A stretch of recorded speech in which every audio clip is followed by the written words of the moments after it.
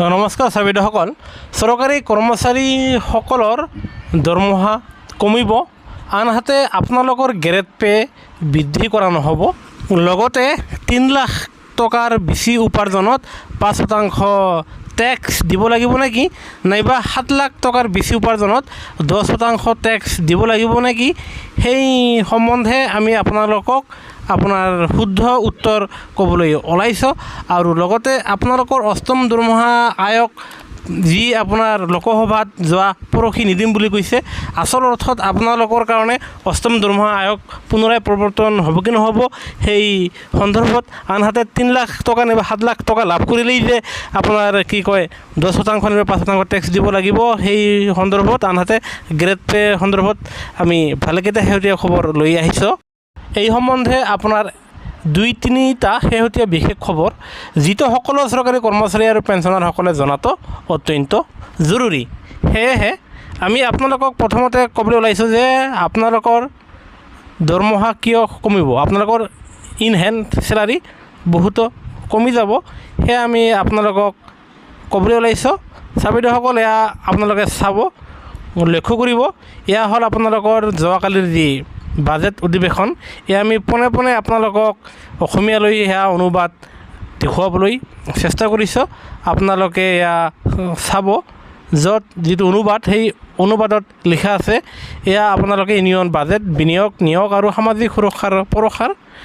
আৰু য'ত আপোনালোকে এয়া চাব তলত, এয়া আমি লাল আপোনাৰ বেকগ্ৰাউণ্ডৰ ভিতৰত দেখুৱাবলৈ চেষ্টা কৰিছোঁ, য'ত লিখা আছে চাব, NPSৰ প্ৰতি নিয়োগকৰ্তাসকলে কৰা বয় কৰ্তন কৰা হ'ব, যিটো কৰ্মচাৰীৰ দৰমহাৰ যি 10% আছিলে তাৰ পৰা 14%লৈকে বৃদ্ধি কৰা হ'ব। তাৰমানে আপোনালোকে যিহেতু একোজন চৰকাৰী কৰ্মচাৰী আৰু যিহেতু আপোনালোকে NPSৰ অধীনত, সেয়েহে NPSৰ অধীনৰ চৰকাৰী কৰ্মচাৰীসকলৰ তেওঁলোকৰ বেছিকৰ পৰা যি 10% টকা কৰ্তন কৰি ৰখা হৈছিল NPSৰ নামত, পেঞ্চনৰ নামত, সেই আপোনাৰ আকৌ 4% বৃদ্ধি কৰি সেয়া 10%ৰ ঠাইত 14%লৈকে আপোনালোকৰ কৰ্তন কৰা হ'ব, যাৰ ফলত আপোনালোকে বৰ্তমান যিমানকৈ কৰ্তন হৈ আছিলে তাৰ ঠাইত আকৌ আপোনালোকৰ 1000 টকাৰ আশে পাশে আপোনালোকৰ NPSৰ নামত টকা কৰ্তন হ'ব, যাৰ ফলত আপোনালোকৰ ইন হেণ্ড চেলাৰী সেয়েহে আপোনালোকে পাবলগীয়া আপোনাৰ একাউণ্টত যিখিনি টকা সোমায় তাৰ পৰা আকৌ আপোনালোকৰ 1000 টকা এটা কম পৰিমাণে সোমাব। ধৰা হ'ল আপোনাৰ যদি NPSৰ নামত 3500 নাইবা 4000, 5000 কিবা এটা কৰ্তন হৈ আছিলে, তাৰ ঠাইত আকৌ 1000 এটা আপোনালোকৰ 1000ৰ আশে পাশে আপোনালোকৰ চাকৰি অনুযায়ী কৰ্তন হ'ব, আৰু যাৰ ফলত আপোনালোকৰ ইন হেণ্ড চেলাৰী একাউণ্টত আপোনাৰ কম পৰিমাণে টকা সোমাব।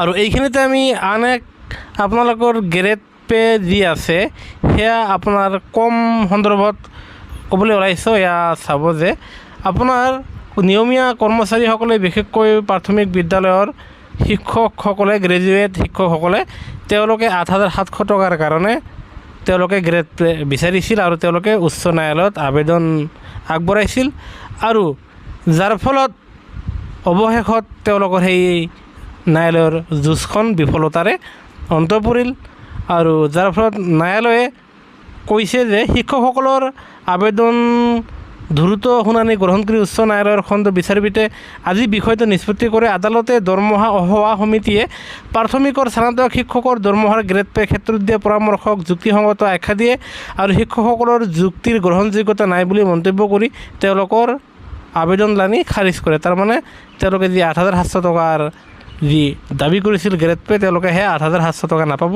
আৰু তাৰ পৰিৱৰ্তে আপোনালোকে LP স্কুলৰ স্নাতক শিক্ষকসকলে তেওঁলোকে 7400 টকাহে তেওঁলোকে গ্ৰেড পে লাভ কৰিব, আৰু যাৰ ফলত সেই কৰ্মচাৰীসকলৰ প্ৰাথমিক বিদ্যালয়ৰ স্নাতক শিক্ষকৰ গ্ৰেড পে বৃদ্ধি নাপায়, সেয়া 8700ৰ তুলনাত 7400 টকা তেওঁলোকে লাভ কৰিব। আনহাতে NPSৰ অধীনত চৰকাৰী কৰ্মচাৰীসকলৰ যি 10% কৰ্তন কৰা হৈছিল তাৰ ঠাইত আপোনাৰ 14%লৈকে সেয়া কৰ্তন কৰি থকা হ'ব। আৰু এই সম্বন্ধে এয়া চাব, এক বিশেষ NPSৰ অধীনৰ চৰকাৰী কৰ্মচাৰীসকলৰ কাৰণে এয়া চাব, এয়া আপোনাৰ 111 নম্বৰ পইণ্টত এয়া ইউনিয়ন বাজেটত NPSৰ অধীনৰ চৰকাৰী কৰ্মচাৰীসকলৰ কাৰণে এইকেইটা লাইন প্ৰকাশ পাইছে, যিটোৰ আমি শুদ্ধ অসমীয়া আপোনালোকৰ মাজত লৈ আহিছোঁ। এয়া চাব 111 নতুন পেঞ্চন আঁচনি মানে NPS, আৰু য'ত লিখা আছে এয়া চাব NPS পৰ্যালোচনাৰ বাবে কমিটিয়ে নিজৰ কামত যথেষ্ট অগ্ৰগতি লাভ কৰিছে। তাৰমানে NPS সংশোধনীৰ বাবে সেয়া ইতিমধ্যে চৰকাৰে বহুত দূৰ আগুৱাই গৈছে। মই সুখী যে, মই মানে ইয়াতে বিত্তমন্ত্ৰী ডাঙৰীয়ানী, মই সুখী যে কেন্দ্ৰীয় চৰকাৰৰ কৰ্মচাৰীৰ বাবে যৌথ পৰামৰ্শদাতা যন্ত্ৰৰ ৰাষ্ট্ৰীয় পৰিষদৰ ষ্টাফ ছাইডে গঠনমূলক পন্থা গ্ৰহণ কৰিছে, আৰু এনে এটা সমাধানৰ বিকাশ হ'ব যিয়ে কমন নাগৰিকসকলক সুৰক্ষা দিবলৈ বিত্তীয় বিচক্ষণতা বজাই ৰাখি প্ৰাসংগিক বিষয়সমূহ সমাধান কৰে। তাৰমানে ইয়াৰ দ্বাৰা এইটো বুজা গ'ল যে চৰকাৰে কেতিয়াও OPS পুৰণা পেঞ্চন আঁচনি প্ৰৱৰ্তন নকৰে, তেওঁলোকে NPSতে আপোনাৰ সংশোধনী কৰি সেই আপোনালোকৰ 50% পেঞ্চনৰ বাট মুকলি হৈছে বুলি ইয়াৰে জনা গৈছে। আৰু যিহেতু কৰ্মচাৰী পৰিষদে তেওঁলোকে এই NPS সংশোধনী বিচৰা নাই, আৰু কিন্তু চৰকাৰে জোৰ জবৰদস্তি হ'লেও আপোনালোকক NPSটো সংশোধন কৰিহে সেয়া 50% দিয়ে দিব বুলি ইয়াৰে আমি জানিব পাৰিছোঁ। আৰু ইয়াৰ অত্যন্ত কৰ্মচাৰীসকলৰ কাৰণে দুখৰ খবৰ যে চৰকাৰে তেওঁলোকক গ্ৰেণ্টেড পেঞ্চন স্কিমহে দিবলৈ ওলাইছে। আৰু এই ক্ষেত্ৰত বহুতো ছাৰ বাইদেউসকলে সুধি আছিলে যে এতিয়া কি আমি আমাৰ দৰমহাৰ পৰা 3 লাখ টকা হ'লেই কি আমি মানে 5% টেক্স দিব লাগিব নেকি? এয়া চাব যি আপোনাৰ revise tax rate under new tax regime, য'ত লিখা আছে 3 লাখলৈকে কোনো টেক্স দিব নালাগে, আৰু 3 পৰা 7 লাখ টকাৰ ভিতৰত হ'লে আপোনালোকে 5% যি টেক্স দিব লাগিব, নাইবা 7 লাখ টকাৰ পৰা 10 লাখ টকাৰ ভিতৰত লাভ কৰিলে 10% টেক্স দিব লাগিব। আনহাতে 10ৰ পৰা 12ৰ ভিতৰত 12 লাখ টকা লাভ কৰিলে আপোনালোকে 15 লাখ টকা যি টেক্স দিব লাগিব, সেয়া আপোনাৰ একচুৱেলি চৰকাৰী কৰ্মচাৰীসকলৰ কাৰণে নহয়। কিয়নো আমি সেই আপোনালোকক ক্লিয়াৰ কৰি দিবলৈ ওলাইছোঁ যে আপোনালোকে 7.5 লাখ টকালৈকে কোনো ধৰণৰ টেক্স দিব নালাগিব, সেয়া নিউ টেক্স ৰিজিমৰ ক্ষেত্ৰত। আনহাতে এইবাৰ বাজেটত আৰু 25,000 টকা বঢ়াই দিয়া হৈছে। তাৰমানে পোনে পোনে ক'বলৈ গ'লে এতিয়াৰ পৰা 7,75,000 টকা যদিহে আপোনালোকে বছৰেকত দৰমহা লাভ কৰে, তেনে স্থলত চৰকাৰী কৰ্মচাৰী আৰু পেঞ্চনাৰ এজনে 7,75,000 টকাত কোনো ধৰণৰ টেক্স দিব নালাগে। আৰু সেয়া আপোনালোকে নিশ্চিত থাকক, আৰু এয়া আপোনাৰ চৰকাৰী কৰ্মচাৰীসকলৰ কাৰণে নহয়, আৰু আমি সেয়া আপোনালোকক ক্লিয়াৰ কৰি দিবলৈ ওলাইছোঁ। এতিয়া আমি আপোনালোকক আন এটা আশাৰ খবৰ দিবলৈ ওলাইছোঁ যে সেয়া হ'ল আচলতে অষ্টম দৰমহা আয়োগ প্ৰৱৰ্তন হ'ব কি নহ'ব।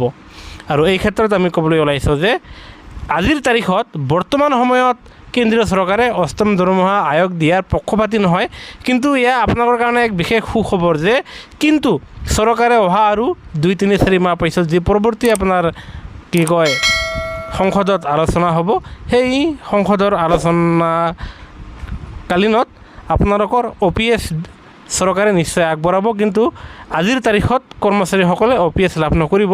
কিন্তু আপোনালোকৰ কাৰণে সুখবৰ যে অনাগত দিনত কৰ্মচাৰী আৰু পেঞ্চনাৰসকলৰ হিতৰ কাৰণে চৰকাৰে অষ্টম দৰমহা আয়োগ গঠন কৰিব।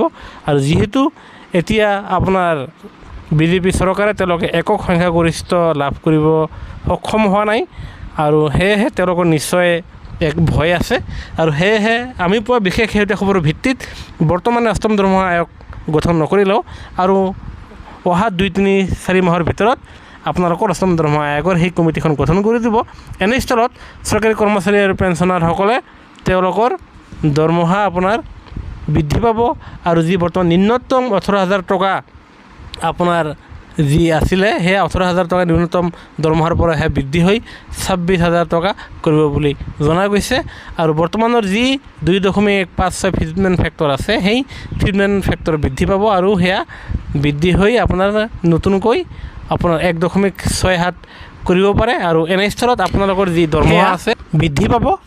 আনহাতে আপোনালোকৰ দিয়ে 0 কৰি দি পুনৰাই নতুনকৈ 0ৰ পৰা গণনা কৰা হ'ব। তেনেস্থলত কৰ্মচাৰী আৰু পেঞ্চনাৰসকলে দৰমহা আৰু পেঞ্চন বৃদ্ধিৰে অষ্টম দৰমহা আয়োগৰ লাভালাভ পাবলৈ সক্ষম হ'ব।